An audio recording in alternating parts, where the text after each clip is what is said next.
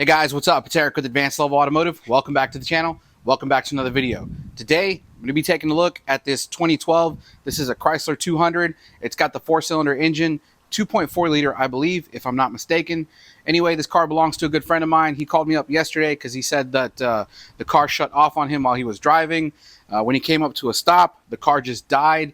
Now, he was able to restart it. However, it did have quite a long crank time before it would eventually start. He actually sent me a short video of when it happened, so I'm going to play it for you guys right now. Turned off.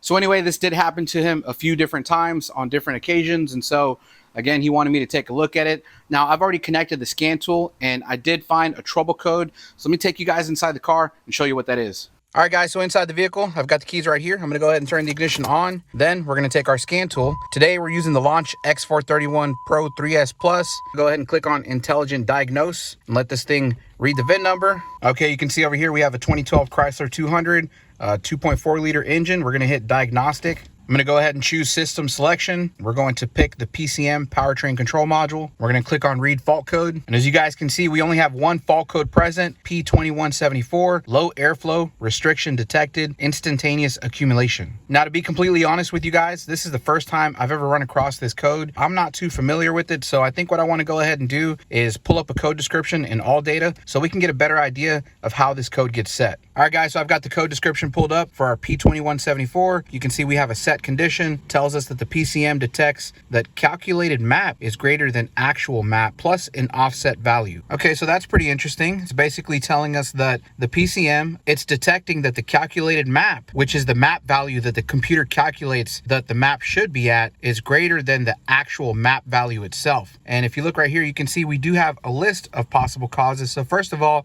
it tells us that we could have an air intake system obstruction. So it's possible that maybe we could have a bad air filter or something. You know, I've seen some vehicles where air filters come apart and pieces get stuck up into the air intake tube, blocking the airflow. So, you know, that's one of the things that we're going to want to check. The second thing here, it says we could have a vacuum leak. So we might want to check to see if we have any broken vacuum hoses, anything like that. Next up, it tells us that the map sensor circuit open, shorted, or high resistance. So it looks like we could have a problem with the map sensor itself. Then it tells us we could have an issue with the throttle position sensor. Now, this vehicle is equipped with an electronic throttle body, so it wouldn't surprise me. These vehicles tend to have a high failure rate with these throttle bodies, so a bad throttle body is a possibility here. Then if you look, it also tells us that we could have a problem with the PCM. Now, if we scroll down, it gives us some more information, and also it gives us a flow chart that we can follow. So first of all, it gives us a few notes. It tells us to diagnose and repair any DTCs that we might have that involve the TP sensor or the map sensor. Also diagnose any issue you might have with the VSS or 5-volt supply circuit. Also check the throttle plate and linkage. Make sure that they're free from binding or carbon buildup. Then it says make sure that the throttle plate is at the idle position. Okay, that's some useful information. And if you guys recall, we only have one DTC, so we're really going to focus on our P2174. And again, we've got a little bit of a flow chart over here. So they tell us to inspect the intake manifold, power brake booster, PCV system, inspect the throttle plate. If the throttle body or the throttle blade is bent or will not close, the throttle body may need to be replaced. And so we're going to move on to the next thing. It says here, inspect the air intake system for any restrictions or obstructions. And then number 5 here, it says inspect the engine for any mechanical conditions that can cause low engine vacuum. So that's an interesting one because, you know, if you have an issue with maybe bad timing, that can definitely cause low engine vacuum. And apparently that can cause this code to set as well. So if we scroll down here, you can see that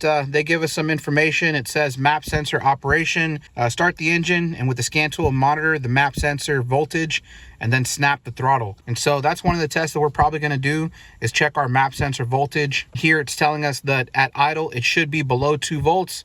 And at wide open throttle, it should at least go over 3.5 volts. Looking at the next test here, you can see that they want us to check the throttle follower test. And so this is a function in the scan tool, which allows us to watch the sensor voltages for the throttle position while the engine is off and see whether or not the voltage for the TP sensor 1, it says it should start at approximately 0.5 volt and then increase decreased to approximately 3.3 volts. And then at the same time, it tells us that the voltage for TP sensor 2 should start at approximately 4.4 volts and decrease to approximately 1.7. So basically, these two voltages counteract each other. As you're pushing the accelerator down, the TP sensor 1 voltage is going to rise, and at the same time, the TP sensor 2 is going to decrease. So with this information in hand, let's go ahead and move back to the scan tool and do some testing. All right, guys, so the first thing I want to do is we're going to go into the system test here. Then we're going to select the ETC follower test. It tells us here that the engine must not be running, so of course you have to have the engine off in order to do this. We'll hit OK. Now, just to make these easier to look at, we're going to go ahead and graph all of these. So we'll click on graph. Then you can see up here we have our APP1, APP2, our throttle blade position, our TPS1 voltage, and our TPS2 voltage. Now again, what we're going to do is a follower test. And so what I'm going to do is basically take my foot and I'm going to mash the accelerator, but I'm going to do it gradually. If you guys recall, our TPS1 voltage and our TPS2 voltage, these two should counteract each other. And so again, what they're saying is that at idle, this one should be somewhere around 0.5 volt. This one should be somewhere around 4.4 volts, which you guys can see we're pretty much right on the money. And then as we accelerate, what we're going to see is that this voltage goes up while this voltage goes down. Now, as far as the APP sensors, the APP1 and the APP2, you can see that this one at idle, again, I'm not putting my foot on the pedal right now. So you can see that our APP1 is hanging around close to 1 volt, and then our APP2 is hanging around 0.5 volt. Now, the one thing that I am seeing here that I don't like is that if you take a look at this APP2, kind of looks like this thing is starting to drop out. Again, guys, I'm not touching this pedal, and if you look here, you can see that this thing is kind of dropping off, and so that's something we're going to keep an eye on. But right now, we're going to do our follower test. I'm going to go ahead and hit record, and so this is going to allow me to record this capture. That way I can save it. Man, again, guys, look at that. You can see how this sensor is just dropping off intermittently. That's really interesting, because if you compare it to this one over here, whoop, I didn't mean to click it. But again, if you compare it to this one, it's just a flat line. And if you look at this one right here, you can see that, man, it's dropping off. So it's going here from 0.5 volt all the way down to 0. And so, you know, that's something we're going to keep an eye on. Uh-oh, I didn't mean to finish the test here. Let's go back into it. Okay, so we're back in the test. Again, I'm going to hit record once again. And then I'm going to start pushing down on the accelerator. Again, I'm going to do this gradually. And what we're going to do is we're going to watch the voltages. You can see this voltage right here, TPS1, it's rising. And then over here, TPS2 is falling. And let me go back here. I'm about halfway down on the pedal. And I'm getting about 3/4 of the way now. And I am all the way to the floor. So all the way to the floor, you can see that I'm holding it right now on the floor. And TPS1 voltage is at 4.5 volts. And then over here, TPS2 is somewhere about 0.5 volt. And so again, this rises and this falls. Now, what we want to look at is whether or not we have any glitches or dropouts happening in this throttle body position sensor. And you can see that we don't. These signals look pretty clean to me. I mean, if you look at this, you can see we had a nice gradual rise, no dropouts, no glitches. And so the same thing over here, TPS2, you can see that we had a nice gradual fall that basically matches this one here. And if you look at our APP sensors, you can also see that we had a nice gradual rise here and a gradual rise, which is really interesting considering that this one, oh, look at that. It just dropped out. Wow, look at that. I am holding this thing to the floor, and this thing went all the way from 2.24 volts all the way down to 0. Yeah, let me hold this thing for a second and see if we can get this to drop out again. Okay, so I've been holding it for a little while. It hasn't dropped again. Oh, actually, it just did it right there again. There we go. So again, this is where it dropped the first time, and then it dropped again over here. And once again, guys, I am holding the pedal. This voltage should not be dropping like that. But, you know, that really tells us that we might have a problem with this pedal position sensor, specifically the number 2 one. Now, if you guys didn't know, these pedal position sensors are actually part of the pedal assembly. And so whenever you have one go bad, you know, you replace the whole assembly. It includes both of these APP1 and APP2. So we're definitely going to look at the pedal position sensor for sure. However, I do find it interesting that none of our service information mentioned a possibility that we might have an issue with the APP sensor. And so look at that, it just timed me out. So this is a timed test. However, you know, we did what we needed to do. We were able to see that our TPS sensor voltages are moving properly. However, we definitely have a problem with our APP pedal position sensor number 2. So what I'm going to do next is I'm going to go ahead and start this thing up, and we're going to take a look at some scan data. We'll go into read data stream. And so first of all, I want to look at the fuel trim values because we want to see whether or not we may have an issue with the vacuum leak. And so we'll start with that. I'll hit OK, and we'll take a look at our 2 values here. All right, so check this out, guys. Right now, our long-term adaptation is sitting somewhere around 10%, which is a little bit high. I wouldn't say it's excessive. It may or may not be enough to set a code. However, if you look at our short-term fuel trim, you can see that it is hanging a little bit negative. So it is kind of counteracting this 10% here. And then well, you kind of see it going up here. So check this out. It went from going negative to going a little bit positive here. So now we're hanging somewhere around 5. We do seem to have a very minor lean condition here. And so one of the things that we could do is go ahead and raise the RPM and watch these numbers and see, do they get better or do they get worse? In other words, do the numbers come down or do they go up? And so what I'm going to do is I'm going to raise up the RPM. You guys can see the tachometer. I'm going to try and hold it here at around 3,000 RPM. Let me see if I can get it steady right there. And let's take a look at these fuel trims. You can see that on our long term, we're right at 0, and our short term hanging around 0 as well. And so this definitely looks like we have some type of vacuum leak. So I'm gonna let off the pedal here. All right, guys, so there is one thing that I'll tell you right now I don't like, and that is the way this engine decelerates. And so let me show you real quick. So what I'm gonna do is I'm going to basically snap the throttle, and what I want you to do is pay attention here to the RPM gauge, because what I noticed is that when I snap the gas pedal, the RPMs gradually go all the way up to like 4,000, and then they slowly start to descend, almost like the throttle body is getting stuck in the open position. And so let me see if I can recreate this. I'm going to go ahead and snap the throttle. Yeah, there you go. You guys see that? It went all the way up to 4,000 RPM, and I'm not smashing it to the floor. I'm basically going about halfway and letting off, and this thing just continues to rev up. Let me show you again. I'm gonna go ahead and snap it. Watch my foot. You'll see me snap it and let off. Pay attention here to the tachometer.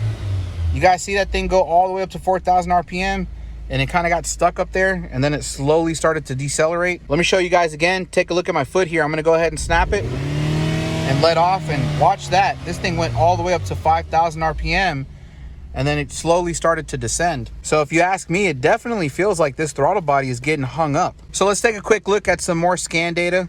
Again, one of the things that we wanted to look at was going to be the map sensor voltages. So what I'm gonna do next is I'm going to snap the accelerator pedal all the way to the floor, and then I'm gonna let off, because we want to get this thing to wide open throttle so we can read these map sensor voltage. Again, if you guys remember, the service data was telling us that at idle we should have under 2 volts, and during wide open throttle we should be over 3.5 volts. So right now you can see that we're at idle and we're hanging out around 1 volt, and so that looks good. Looking at our vacuum for our engine, we're hanging somewhere around 21 inches of mercury. That looks good. So I'm going to go ahead and snap the accelerator all the way to the floor and then let off. You guys hear how that thing gets hung up? Now let's take a look at the graph here. And again, if we look at our map sensor voltage during idle, we were hanging out at around 1 volt. And you can see when I snapped the throttle, we went wide open throttle and we hit about 4 volts. So what that tells us here is that our map sensor is working. And you can see that when I let off, it went back down and then it came back up to normal. So that looks good there. The other thing we can look at is our map vacuum reading. And again, if you guys look here, we're at 20 inches during idle, and then when I snap it, of course we're going to lose vacuum because we open up the throttle body, and then when I let off, you can see it come back up and go to normal. And then again, you can see the mass airflow sensor here kind of peaked out somewhere around 60, and so right now, according to that test, everything here looks normal. So I think at this point our next step needs to be a visual inspection. So let's move under the hood and see if we can find anything obvious. All right, guys, so moving under the hood, the first thing we want to do is check for any airway obstructions. And so taking a look at this air box, there is one thing that I don't like, and that is the way this box looks. If you guys look here, you can see that we have a clip here, and over here we're missing that clip. So it looks like this box is broken. So there is somewhat of a tiny gap here, which can cause an issue if something manages to get sucked into our air intake box past our air filter. This vehicle is not equipped with the mass airflow sensor. If you look up here, the only thing we have is this air intake temperature sensor. And so I really wouldn't be worried about something getting caught in the mass airflow. However, I would be worried about something getting stuck in the throttle body down there. So the first thing I'm gonna do is pop this clip up, and we are going to inspect this air filter. Let me pop this box out. There we go. And we'll pull the filter out. Looks to me like this filter is in pretty good condition. It must have been replaced recently. And so let's take a look in here. Now looking in here, there is a little piece of leaf inside of the box. However, this was behind the air filter. So really what we're worried about is stuff getting up into here. And so let's take a look at the tube. All right, so looking inside the tube, I don't see anything stuck in there. Doesn't look like anything is obstructing our air intake. So the next thing we're gonna wanna do is go ahead and remove this air intake tube, take a good look inside of the throttle body. All right, guys, you can see I have the air intake tube removed. And if you look in here, we don't have any obstructions in this tube. I did make sure to take a good look inside, and I shook it around, and we got nothing in there. So taking a look at the throttle body. All right, so looking inside the throttle body, you can see that obviously this thing is very, very dirty. It's got a lot of carbon buildup around the edges. I don't think this thing has ever been cleaned before. So this could be one of the reasons why we have an issue with the throttle body. So the next thing I want to try to do is I'm basically going to just take my finger and open up the throttle body, and I want to see whether or not this thing is getting hung up. And so I'm going to push on it, let off, push on it, let off. Okay, so I really don't see it getting hung up here.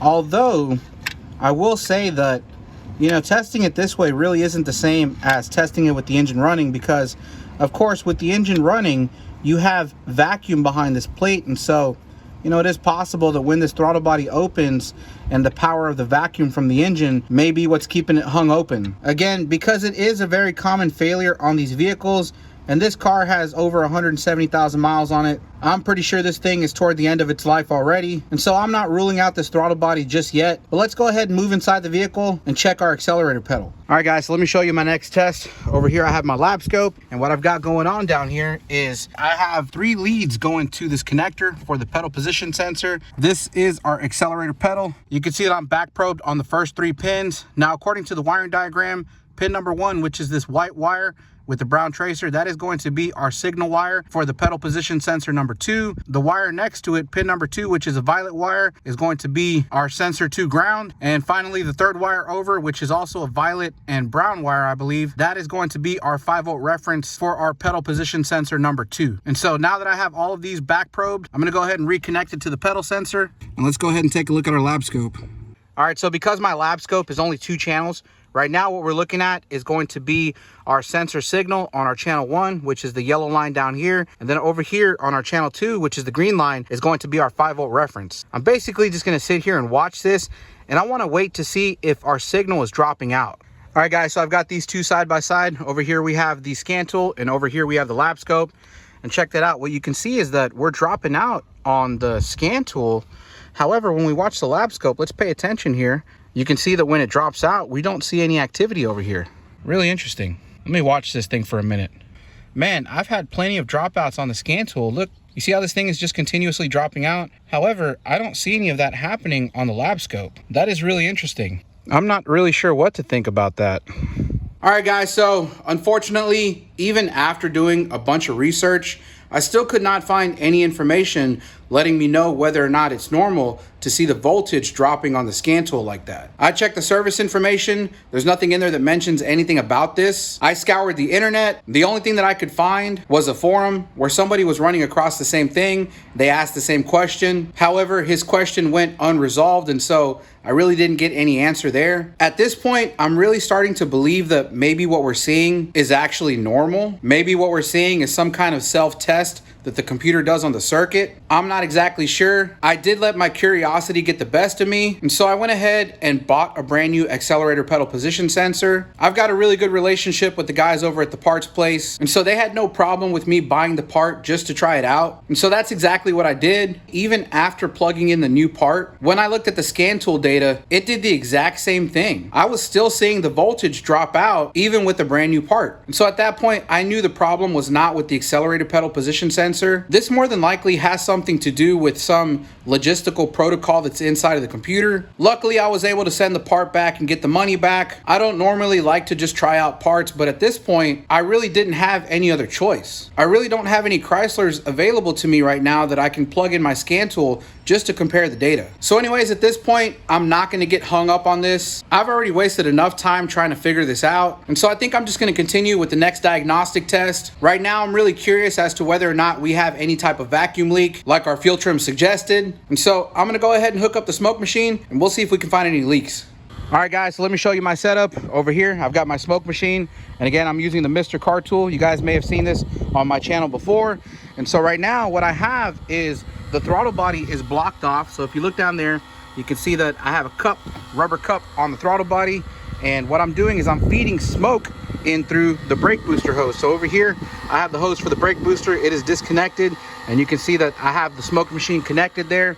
Now, I did also have to cap off this hose over here, because of course you want to cap off anywhere where smoke is going to be coming out. Right now, as you guys can see, we have plenty of smoke coming out, and if we look down here, you can see a bunch of smoke coming out all throughout the top over here. And so if you look closely, this smoke is actually coming from the intake manifold, and so it definitely looks like this thing is going to need some new intake manifold gaskets. 1 hour later. All right guys, so fast forward, I've got the intake manifold removed, and take a look at this intake manifold gasket. It is completely flat. This was definitely the cause of our leak here. Anyway, I've got a new gasket here. I'm gonna go ahead and install it, and we'll see if this takes care of our vacuum leak.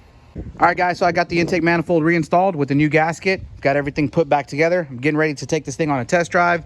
One other thing I did want to mention to you guys is that I did go ahead and replace the throttle body because I removed it because I wanted to clean it, because again, this thing was pretty dirty. But what I noticed after removing this thing is that it actually sounds like something is loose inside. So listen to this when I shake it. So I really didn't want to chance it. I just went ahead and replaced it. If you look down here, we have a brand new throttle body. You can see it nice and shiny. So like I always say, better safe than sorry. The customer really doesn't want this car stalling on her. And I really feel like this throttle body was getting hung up anyway. So out with the old, in with the new. All right guys, so I've been test driving this car for about 25 minutes or so. And I can tell you right now, this thing feels 10 times better than it did when I first got the car. Now, when I first got the car, I took it on a test drive because I wanted to see if I could duplicate the stalling condition. I was never able to get the car to stall on me. However, what I did notice was that the car had very low power. I mean, this thing would hesitate really bad whenever you would try to accelerate. And also when I put the pedal to the floor, it would take forever just to get to 60 miles an hour. After replacing the intake gasket and replacing the throttle body, we no longer have a check engine light, and the car has way more power. Check this out. I'm gonna go ahead and floor it. Listen to this thing rev up and take a look at that speedometer. We're already getting up to 60 miles an hour. Got a long road ahead of me over here, so I got plenty of room to go. Yep, 70. This thing has got power now. Before, it would have taken forever to get up there. Also, the other thing that I noticed is that we no longer have the issue where the throttle body felt like it was getting hung over. Excuse me, not hung over, hung open. So if you guys remember, when I would accelerate before, the engine would rev up by itself to like 4,000 RPM, and then it would slowly start to descend. Well, it's no longer doing that anymore. The throttle body is way more responsive. I'm pretty sure the owner's gonna be happy. All right guys, so fast forward. It's been a couple months now since I shot that video. I've had the footage on my computer kind of just sitting there because I wasn't really sure if this was gonna make a good video or not. However, the more and more I thought about it, the more I realized that there might be some other people running into the same problem, and a video like this could definitely help them out. Now, the first thing I would like to mention is that after replacing the intake manifold gasket and the throttle body, the car no longer had any problem stalling. The owner was really happy, and even till today, the car still runs great. Now, as far as the voltage dropping on the scan tool for the accelerator pedal position sensor, I can tell you now from experience, because I've worked on a few Chryslers since that time, and I noticed that they all do the same thing. So what we're seeing on the scan tool is actually normal. Now, what it's for exactly, I don't really know. I think it might have something to do with the computer monitoring that circuit. The only thing that I can tell you guys is that if you see that, don't look too much into it because it's probably normal. Anyways, guys, at this point, I'm gonna end out the video. Like I always say, I hope you found it useful, informational, educational, entertaining. If you did, make sure to give it a thumbs up. If you haven't done so already, make sure you subscribe to the channel, hit that notification bell, and I'll see you guys in the next one. Thanks.